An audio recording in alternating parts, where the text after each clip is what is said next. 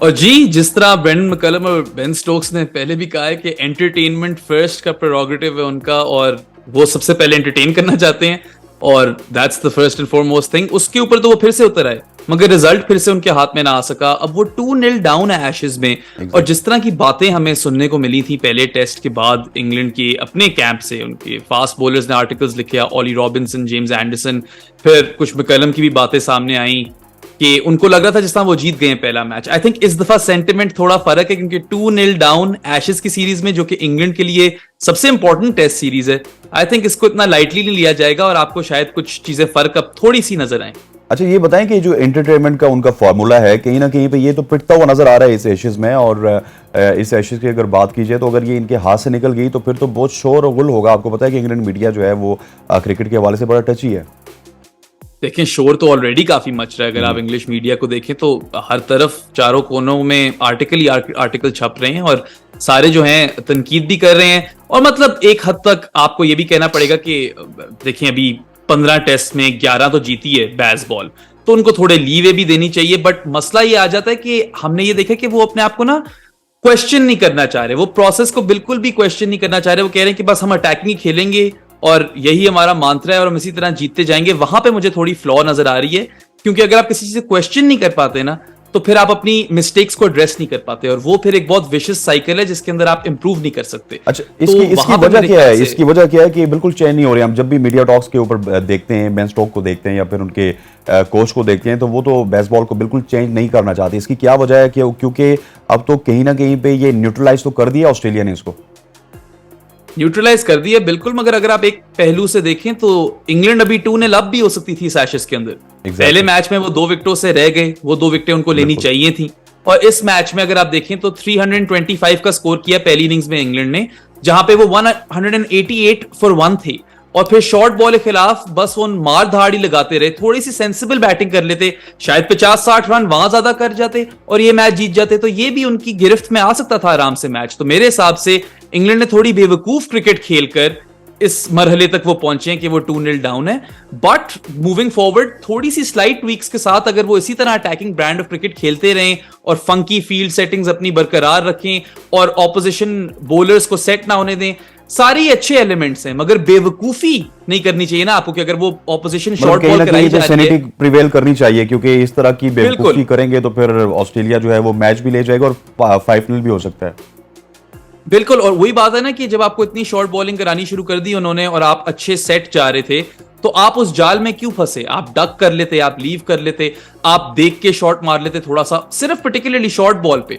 अगर आप इसी तरह उनके हाथों में आकर दे देंगे अपनी विकेट्स, तो फिर तो सबको नुकसान ही होगा। और इंग्लैंड को इस चीज का नुकसान हुआ, नॉट जस्ट ये टैक्टिक का, बट ऑल्सो मेरे ख्याल से फिर से मिस्ड अपॉर्चुनिटीज काफी थी इंग्लैंड की। ड्रॉप्ड कैचेस थे और फिर यही टैक्टिकल एरर्स थे, I think, which ultimately cost them. और देखें, 40-45 रन से हारे अल्टीमेटली वो, और ये रन्स कर सकते थे वो पहली इनिंग्स में, और या बचा सकते थे अपनी फील्डिंग एफर्ट्स के साथ, कैचेस पकड़ लेते तो I think they only have themselves to blame. अपनी गलतियों की वजह से 2-0 डाउन है।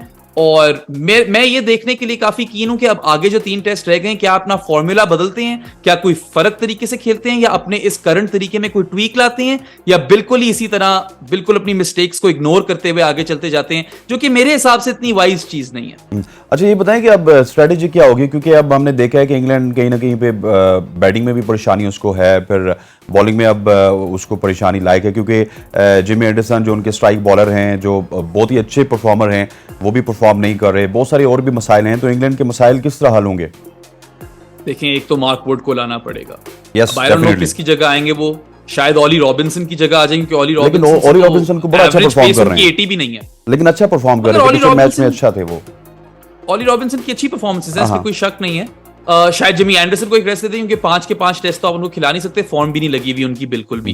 And you probably want him to play at Old Trafford, जो उनका होम ग्राउंड है। तो हेडिंगली के अंदर मेरे ख्याल से मार्क वुड का होना लाजमी है, क्योंकि अगर आपने शॉर्ट बॉल टैक्टिक ही यूज करनी है, अगर आपने इन्फोर्स करना है, तो जॉश टंग अकेले कितना कर लेंगे?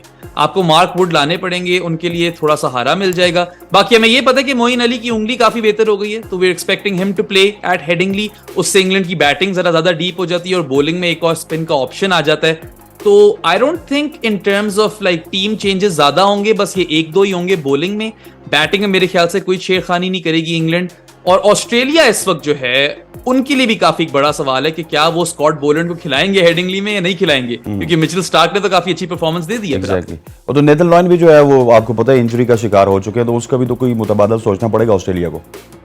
बिल्कुल, ये बहुत बड़ा ब्लो है ऑस्ट्रेलिया के लिए, क्योंकि नेथन लायन 100 लगातार टेस्ट खेल चुके थे ऑस्ट्रेलिया के लिए, उनको नजर और लगी वो है। उनके जिंदगी तो नहीं, उनकी हिस्ट्री के बेस्ट ऑफ स्पिनर रह चुके हैं। उनकी तकरीबन 500 विकेटें हैं टेस्ट क्रिकेट में, तो एक बहुत बड़ा लॉस है। और टॉड मर्फी मोस्ट प्रोबेबली अगर स्पिनर ही लाना चाहते तो वो रिप्लेस करेंगे लायन को। ऑब्वियसली लैक ऑफ क्वालिटी है वहां पे, नेथन लायन वाले लेवल पे तो नहीं है वो। ही इज गुड, इंडिया में डिसेंट परफॉर्मेंस थी, उन्होंने एक टेस्ट मैच में काफी अच्छा खेला था मेरे ख्याल से, बट आई डोंट थिंक कि वो नेथन लायन के जो बूट्स हैं उनको इतने आराम से फिल कर सकते हैं। बाकी ऑस्ट्रेलिया में देखें, आई थिंक स्टार्क ने परफॉर्म करके दिखाया, और पैट कमिंस ने तो फिर आपको बैट के साथ और बॉल के साथ दोनों में कारकर्दगी कर दी है। जॉश हेजलवुड की जगह मुझे थोड़ी जाती हुई नजर आ रही है। आई थिंक स्कॉट बोलैंड शायद जॉश हेजलवुड की जगह आ जाए, और हाँ नेथन लायन की जगह टॉड मर्फी। बाकी ऑस्ट्रेलिया मेरे ख्याल से कुछ चेंज नहीं करेगा, और जो प्रैग्मेटिक अप्रोच ली है उन्होंने इस एशेस के अंदर, जिस तरह वो सिचुएशन के हिसाब से बेसबॉल को काउंटर कर अपने तरीके से खेलकर जीत रहे हैं, आई थिंक इससे उनको बहुत ज्यादा कॉन्फिडेंस मिला। अच्छा, लास्टली मैं पूछूंगा, फिर कंट्रोवर्सीज भी बहुत सारी हुई हैं, उनकी तरफ भी चलूंगा। बेन स्टोक की जो इनिंग्स है वो बड़ी जबरदस्त थी, दिलचस्प थी। एक तरफ से बेन स्टोक खेल रहे थे, दूसरी तरफ से हम देख रहे थे कि विकेट्स गिर रही थी। तो ये बेसबॉल जो है इसको मेरा ख्याल है कि लीडिंग फ्रॉम द फ्रंट कर रहे हैं बेन स्टोक, जिस तरह की उन्होंने इनिंग्स खेली है, लेकिन उनको सपोर्ट नहीं मिली बिल्कुल भी उनकी टीम की जानिब से। देखिए, सपोर्ट तो नहीं मिली, बट ऑल्सो जो उन्होंने कर दिखाया दैट वाज समथिंग स्पेशल। ठीक है, हेडिंगली 2019 की याद ताजा कर दी, और शायद आप कह सकते हो कि ये बेहतर नॉक था, क्योंकि टीम के हालात शायद थोड़े ज्यादा बुरे थे, कप्तान भी थे, वेट ज्यादा था शोल्डर्स पे, और जिस तरह उन्होंने आकर 155 मारा और बहुत स्मार्ट क्रिकेट खेली। देखिए, उन्होंने अगेंस्ट द विंड नहीं मारा, जब एक दफा मारा तो आउट ही हो गए, और विंड के साथ शॉर्टर बाउंड्री को टारगेट किया जहां पे पिच भी थोड़ी ज्यादा कंसिस्टेंट थी। तो it was very smart cricket. बाकी बेन स्टोक्स का देखें, ये क्लच फैक्टर जो है, हमें पहले भी इसके बारे में काफी पता है, कई दफा कर चुके हैं आप। T20 वर्ल्ड कप का फाइनल अभी रिसेंटली पाकिस्तान के खिलाफ, 2019 का world cup final, Headingley test 2019, ये वाला लॉर्ड्स टेस्ट। बट इसमें एक चीज है मेरे ख्याल से कि उन्होंने बेसबॉल नहीं खेली यहाँ पे, उन्होंने अपना ब्लेंड ऑफ क्रिकेट खेला, जिसके अंदर डिफेंड करने के वक्त डिफेंड किया, मनूवर करने के वक्त फील्ड को मनूवर करके सिंगल्स भी लिया, और फिर मारने की वक्त बिल्कुल ही पावर हिटिंग पे उतरा है T20 की तरह। तो बहुत ही बहुत मिक्स्ड बैग था उनकी इस इनिंग्स के अंदर, जो मेरे ख्याल से यही तरीका है बेन स्टोक्स का। ही परफॉर्म्स बेस्ट जब वो पूरी गेम की सिचुएशन को ना सारी चीजें एलिमिनेट कर अपनी स्ट्रेंथ्स पे फोकस कर उसके हिसाब से मैच खेलते हैं। That is when he looks जुमला तो ये भी हो जाता है कि बेसबॉल में थोड़ी सी अगर सैनिटी प्रिवेल कर जाए तो आप बेन स्टोक की इनिंग्स खोल के देखने पर फिर बेसबॉल जो है और खतरनाक हो जाएगी। बेन स्टोक्स को अपनी इनिंग्स की मिसाल देनी चाहिए अपनी टीम को कि किस तरह हमें सिचुएशन के हिसाब से वेदर करना है स्टॉर्म, और फिर अटैक करने के वक्त अटैक बिल्कुल करें। काफी चीजें जो बेसबॉल करती है वो चलती हैं, जिस तरह मैंने आपको गिनवाई, वो फंकी फील्ड सेटिंग्स, बॉलर्स को उनकी लाइन लेंथ डिस्टर्ब करना, बाहर आकर क्रीज में मार धाड़ कर उनको कभी सेट ना होने देना, इस तरह हमेशा ऑपोजिशन के ऊपर अटैक करना, ये सब अच्छी चीजें हैं, मगर इसमें बस थोड़ी सी अकलमंदी से काम लेना है, क्योंकि अगर आप बिल्कुल स्टुपिडिटी से खेलने लग जाओगे बेसबॉल, तो फिर तो आप सेल्फ कैपिटुलेट करोगे, जिस तरह आप कहते हैं अंग्रेजी में। अच्छा, बहुत सारी कंट्रोवर्सीज भी हुई इस मैच में, और सबसे बड़ी कंट्रोवर्सी तो उस वक्त जन्म ली जब जॉनी बेस्टो जो है वो रन आउट हुए। तो उसके हवाले से थोड़ा सा एक्सप्लेन कीजिएगा, वो हुआ क्या और किस तरह हुआ, नाजरीन को बताइएगा। सबसे पहले तो जॉनी बेस्टो रन आउट नहीं, स्टंप हुए हैं। और फास्ट बॉलर पे स्टंप होना एक अचीवमेंट ही आप कह सकते हो। देखिए, इसमें कई लोग स्पिरिट ऑफ क्रिकेट की बात को लेकर आ रहे हैं कि इस तरह मैनकार्ड की तरह इसको भी नहीं करना चाहिए था, ये अच्छी स्पिरिट में नहीं है। बट ब्रेंडन मैकलम ने खुद 2006 में मुरलीधरन को रन आउट किया था जब वो संगाकारा की सेंचुरी सेलिब्रेट करने गए थे उनके साथ। उसके बाद जिम्बाब्वे में भी आई थिंक क्रिस एम्पोफू को रन आउट किया था जब वो अपने टीममेट की first test half century celebrate करने गए थे। तो वहां पे तो प्रेसिडेंट है, आप तो ये कर रहे हो। बाकी आप देखें तो एलेक्स कैरी ने कोई यहाँ पे स्लाई हरकत नहीं की, ये नहीं उन्होंने किया कि ओ कोई तेजी दिखाई और इस तरह स्नीकली उनको आउट कर दिया। उनके पास बॉल आई, उन्होंने वापस फेंक दी, 1 सेकंड भी नहीं था इस सब के फासले में। देखें 0.87 ऑफ अ सेकंड था, 87th ऑफ अ सेकंड, जिसके अंदर एलेक्स कैरी ने रिएक्ट कर वापस बॉल फेंकी। मोस्ट प्रोबब्ली ऑस्ट्रेलिया ने नोट किया होगा कि जॉनी बेस्टो जो है अपनी क्रीज छोड़ रहे हैं फॉरन बॉल खेलने के बाद। इस चीज को नोट कर उन्होंने ये चीज की, रन आउट स्टंप हो गए वो, जो कि काफी हैरत की बात है। और इसके अंदर आई थिंक बेस्टो के ऊपर ओनस जाता है कि आपको अपनी क्रीज के अंदर रहना है जब तक बॉल डेड नहीं होती। ये क्रिकेट का लॉ है। आई डोंट थिंक इसके अंदर स्पिरिट ऑफ द गेम की बिल्कुल भी कोई आर्ग्यूमेंट आती है, क्योंकि कोई क्या कहते हैं तेजी या वही कोई कनिंग स्लाई हरकत नहीं की ऑस्ट्रेलिया ने। सीधा सीधा एलेक्स कैरी ने बॉल पकड़कर स्टंप्स पे फेंक दिए, वेट भी नहीं किया उनके निकलने का क्रीज से। एक अच्छा, trend ये था थोड़ी जिसको सी ऑस्ट्रेलिया ने कैजुअलिटी तो पकड़ फिर लिया। जॉनी बेस्टो की भी हम कहेंगे ना, बहुत ही ज्यादा कैजुअल थे। अगर यहीं पे थोड़ा सा बल्ला अगर वो पीछे लगा लेते तो वो लगा के अगर चले जाते तो वो आउट ना होते, इतनी ज्यादा कंट्रोवर्सी ना हाँ, होती। बहुत बिल्कुल। ज्यादा कैजुअल थे वो। बिल्कुल आपको उनके ऊपर तनकीद करनी चाहिए, क्योंकि इस तरह आप अपनी क्रीज नहीं छोड़ सकते। टॉप लेवल की क्रिकेट है और बड़ी बेसिक सी चीज है ये। और आई डोंट थिंक इसके अंदर कोई भी चीज डिसरिप्यूट में आई है। मेरे नहीं ख्याल से इसको मानकर्ड से कंपेयर भी कर सकते, क्योंकि इसके अंदर कोई ट्रिकरी नहीं हो रही। आप सीधी सीधी बॉल वापस स्टंप्स पे फेंक रहे हो। और अगर तो बैट्समैन कंसिस्टेंटली अपनी क्रीज छोड़ रहा है तो क्यों ना कीपर इस चीज का या बॉलर्स इस चीज का एडवांटेज लें, bowling team sorry. I think it's a completely fair dismissal. और इसके बाद बैराम जो हुआ वो भी नहीं होना चाहिए था, जो लॉबी में हुआ। ये चीज पाकिस्तान में होती तो मैं तमाम तर नाजरीन को भी बताना चाहता हूँ, आपको भी बताना चाहता हूँ कि हो सकता है कि टेस्ट मैच खत्म हो जाता, हो सकता है कि ऑस्ट्रेलिया या इंग्लैंड की टीम पाकिस्तान आई थी वो वापस चली जाती, और उसके बाद टेररिज्म के जो है वो खदशात हो जाते, बड़े मामलात हो जाते कि लोग शिद्दत पसंद हैं। लेकिन वहां पे तो कुछ नहीं हुआ। देखें, तनकीद तो हो रही है उस चीज के ऊपर, जो लॉन्ग रूम में जिस तरह मेंबर्स ने रिएक्ट किया और उस्मान ख्वाजा ने आकर उनसे कुछ वर्ड्स एक्सचेंज किए। This is not a good look. Lord's की एक प्रेस्टीज है, ठीक है, उसको बरकरार रखना है। ठीक है, वी कैन ऑल आर्ग्यू कि ये जो सूट पहनकर सारे लोग लॉर्ड्स में देखने आते हैं, इनके ऊपर सबके डिफरेंट व्यूज हो सकते हैं, बट इस तरह एथिक्स के खिलाफ है कि आप एक विजिटिंग टीम जब वॉक कर रही हो उनको इस तरह बातें कर रहे हो। आई डोंट नो एग्जैक्टली बोला क्या, हो सकता है कुछ रेसिस्ट बोला। उस्मान ख्वाजा इस तरह के है नहीं इंसान के वो आकर बोलने लग जाए, मगर उन्होंने खुद कहा कि वो बहुत डिसअपॉइंटेड थे और वो एक्सपेक्ट करते हैं बेहतर लॉर्ड्स के मेंबर से। और देखें, एमसीसी की जो मेंबरशिप है उसका वेट टाइम 29 ईयर्स है। तो अगर आप इतनी प्रेस्टिजियस मेंबरशिप ले रहे हो, आप उसकी कदर करो, उसकी रिस्पेक्ट करो। ये बिल्कुल भी अच्छी लुक नहीं थी इनके लिए, और मेरे ख्याल से इसके ऊपर और भी बातें होंगी। एंड आई डोंट थिंक ये तो आपको पता है कि पाकिस्तान में होता तो इसको तो लाइट नहीं, फौरी इस पे एक्शन होता। देखिए, पाकिस्तान में तो हसनैन भाई फर्स्ट ऑफ ऑल इस तरह का एक मंजर ही नहीं आ सकता जिसके अंदर सारे मेंबर्स या कोई लोग इस तरह खड़े हों और बीच में से प्लेयर जा रहे हों। अनफॉर्चुनेट चीज तो ये है। बट आप इस पे कह सकते हैं कि जो एक प्रोटेस्टर आया था मैच के शुरू में, या 2-3 प्रोटेस्टर आए थे जिनको जॉनी बेस्टो खुद उठाकर लेकर गए ग्राउंड के बाहर, अगर इस तरह की चीज पाकिस्तान में खुदा ना खास्ता हो गई होती या कहीं भी सब कॉन्टिनेंट में हो गई होती तो मेरे ख्याल से वो शायद मैच ही कैंसिल हो जाता। इस चीज पे मैं आपके साथ 100% एग्री करूंगा कि यहाँ पे थोड़ा डबल स्टैंडर्ड आ जाता है। और इंग्लैंड में हमने पहले भी जारवो वाले इंसिडेंट्स देखे हुए हैं, अब जारवो के बाद ये वाले इंसिडेंट्स आगे सामने, ये फिर सेफ्टी कहां चली जाती है? यहां पे तो आप डबल डाउन करते हो सेफ्टी पे और बहुत आपको इससे डर लगता है, खतरा महसूस होता है। तो वहां पे इस तरह जब पिच इन्वेडर्स आ जाते हैं और इस तरह की हरकतें करने लग जाते हैं तो मेरे ख्याल से उसके ऊपर भी इक्वल अमाउंट ऑफ तनकीद और सिक्योरिटी कंसर्न होनी चाहिए। ठीक, अच्छा, थोड़ा सा हमारे पास अभी ब्रेक पे जाने से पहले थोड़ा सा वक्त है, तो आपसे क्योंकि आपकी यहाँ पर अवेलेबिलिटी है तो आपसे पूछ लेते हैं, ये वेस्ट इंडीज को क्या हो गया? West Indies is out of world cup, और ये पहली दफा वर्ल्ड कप होगा जो कि वेस्ट इंडीज के बगैर खेला जाएगा। और याद रहे कि वेस्ट इंडीज 2 दफा की आलमी चैंपियन है, T20 जीत चुकी है, पूरी दुनिया में उसके प्लेयर्स खेलते हैं। इतनी बारी भरकम टीम को क्या हो गया?